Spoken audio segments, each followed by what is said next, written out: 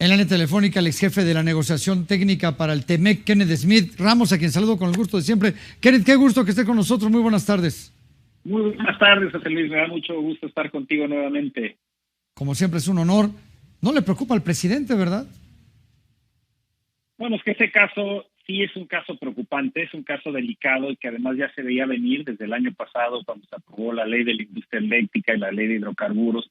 Y ya habían señalado nuestros socios comerciales de Norteamérica, tanto Estados Unidos como Canadá, que varias de las disposiciones de estas leyes violan diversos aspectos del TEMEC, el capítulo de acceso a mercado, el capítulo de protección a las inversiones, el de empresas propiedad del Estado, inclusive el propio capítulo ambiental. Entonces, ya ha ido subiendo la presión en los últimos meses. Se ve que no fue suficiente el diálogo que tuvieron a nivel de presidentes y a nivel de gabinete a puerta cerrada en Washington la semana pasada, y ahora está Estados Unidos optando por solicitar consultas, que es la antesala de un panel arbitral que pudiera, en cuestión de más o menos un año, arrojar represalias comerciales muy importantes en contra de los principales sectores de exportación de México, si es que esta controversia no se resuelve. Entonces, sí estamos ante una situación preocupante.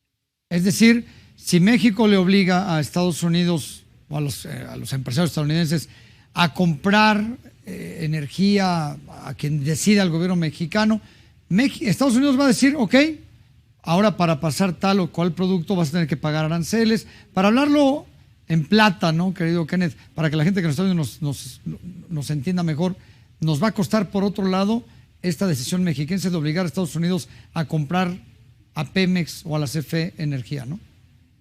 Miren, el documento que presenta Estados Unidos al gobierno de México, donde solicita formalmente las consultas, establecen de manera muy detallada cuáles son las acciones que ha tomado el gobierno de México que en su opinión violan estas disposiciones del tratado.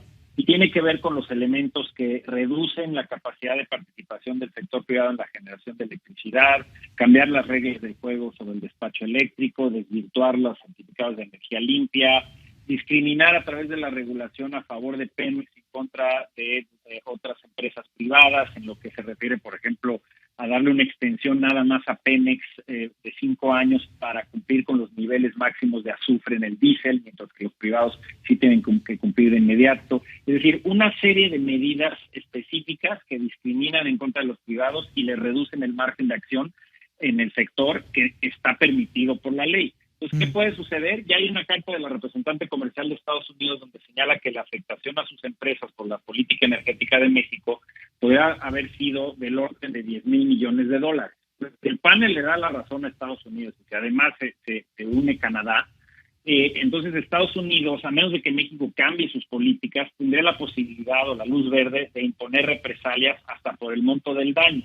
Entonces, imagínate una situación en la que Estados Unidos puede imponer represalias por 5, 6,000 o 7,000 millones de dólares, pegándole a los productos del agro, al tomate, al aguacate, a las fresas, pegándole también a la cerveza, al tequila o a productos industriales, lavadoras, refrigeradores, acero, etcétera, sobre todo productos terminados, sí, donde hay competencia en Estados Unidos y donde va a haber presiones para imponer medidas proteccionistas. Entonces, sí nos expone a un problema mayúsculo porque el sector externo es en realidad un gran motor de la economía y no está el horno para bollos a nivel internacional para tener una disputa y obstáculos comerciales de esta envergadura.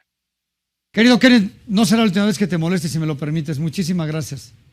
Con muchísimo gusto. Cuando gustes, volvemos a platicar. Eres muy gentil, Kenneth Smith, negociador del TEMEC.